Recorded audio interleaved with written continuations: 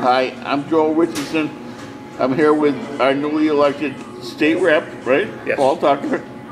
Paul, we're going to talk a little bit about the snow. Yes. Because it's on everybody's mind. Tell me what you can about the government and the reaction to the snow. Sure. Well, obviously with the bad weather, it's really pointed up a lot of the issues that have been going on with the MBTA, with the commuter rail, with the busing system that we have. The fact of the matter is it's been broken for a long time, and it didn't break yesterday. I think what's happened is we've sort of had this perfect storm, and it's brought to light all the issues. I actually went down to the commuter rail station last week. I talked to the commuters firsthand, and I heard just a litany of problems. They talked about the lateness of the trains, not enough trains, particularly on the way back from Boston.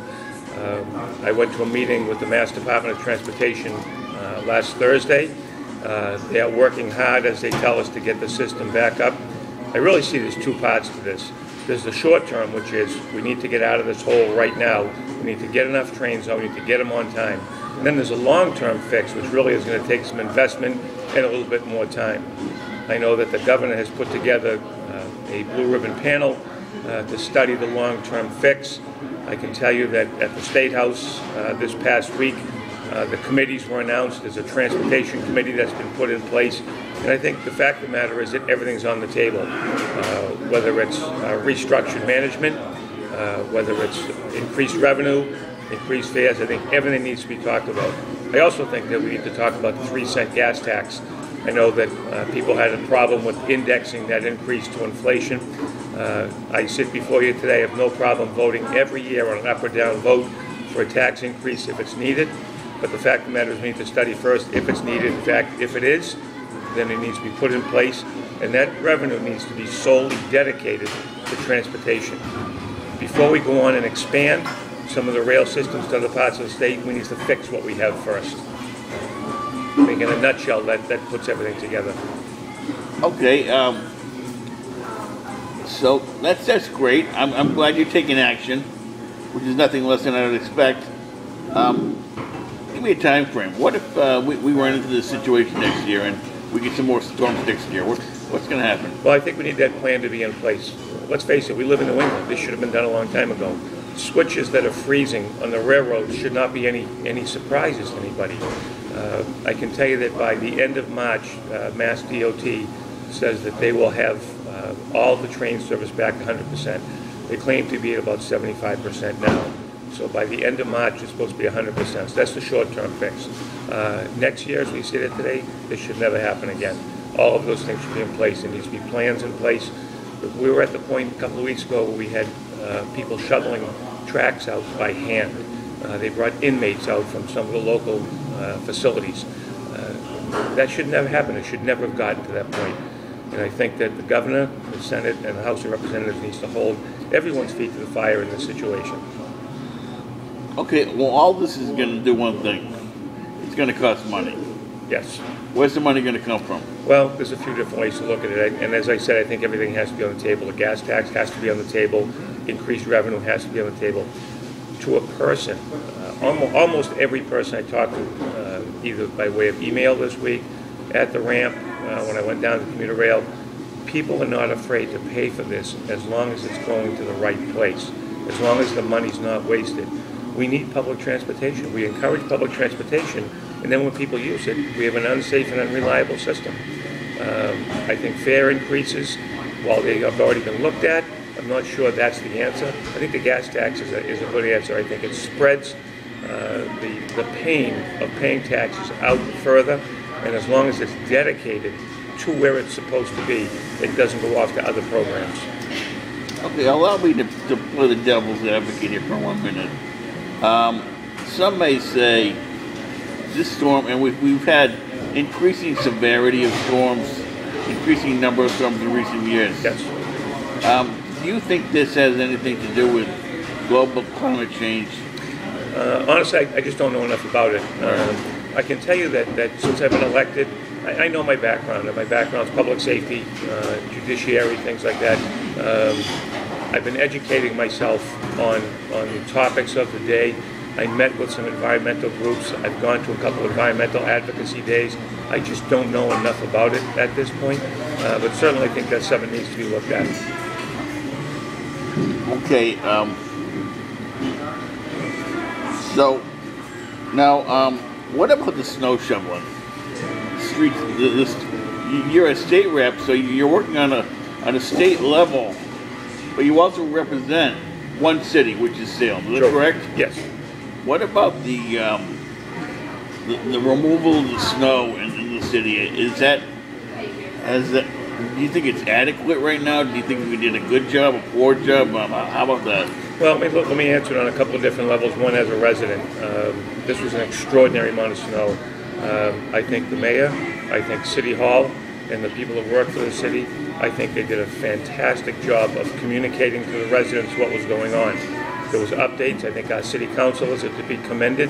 I think they did an excellent job communicating what was happening. In terms of the snow removal, I'm very satisfied with the job that the city has done. As a taxpayer, I understand it's going to cost money. I understand that the amounts of snow we have are almost unprecedented. For the mayor to reach out and have the resources that she did, to have the National Guard come in, they're still, even last night, they were still out removing snow. I'm very satisfied at the job that the city has done. The role the state may play, and I'm not sure if we'll be able to do it, is to give some help from a financial standpoint. I know with the budget cuts last week, one of the things that was held harmless was local aid. There was no local aid cuts at all, and the city's going to need every penny that they can to put towards snow removal. So as the state representative and as a taxpayer and a resident of Salem, I think the city's to be commended with the job they did. Do you anticipate something like this happening again in the future? Well, I think even if it didn't happen next year, the year after, I think we need to have the plans on the shelf. I think they need to be ready to go. Anytime you have any type of emergency, I think you need a plan in place. That's my whole background. Right. We had contingency plans for Public everything. safety. Public safety. And I think the two most important things that government does is educate our students, our children, and keep the public safe, whether through police, fire, and emergency medical actions.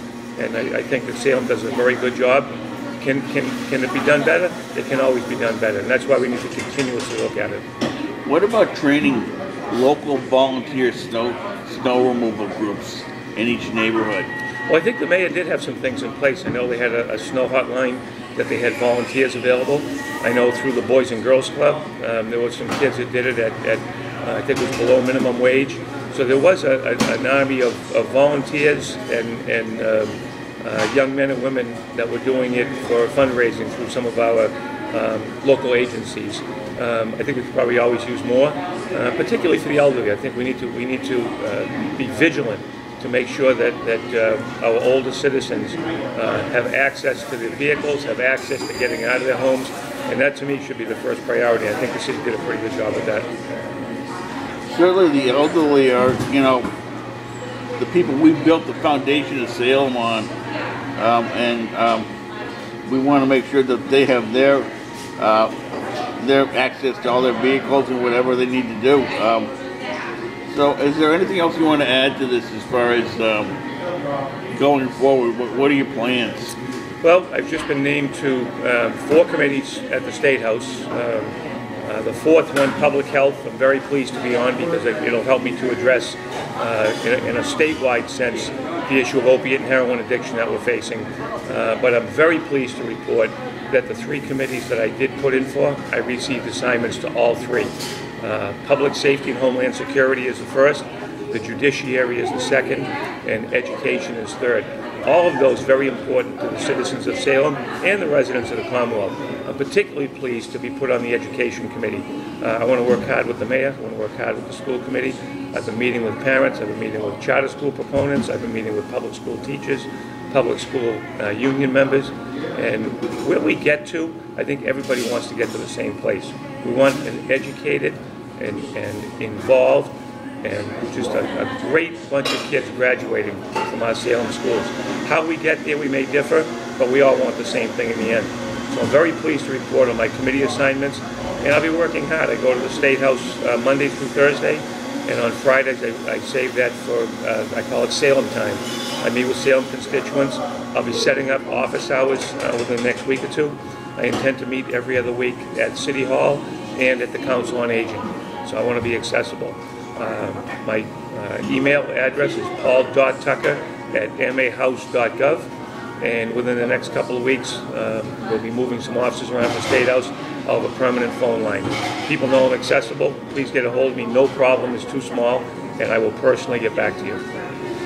Thank you, Representative Tucker, for taking time out, and go get him today. I'm on the way to Boston now. All right. I appreciate it. Thank you to you, Joe, and to SATV for the opportunity. I think it's important that people get to find out that they place trust in us. They have a right to know what we're doing and how we feel about things.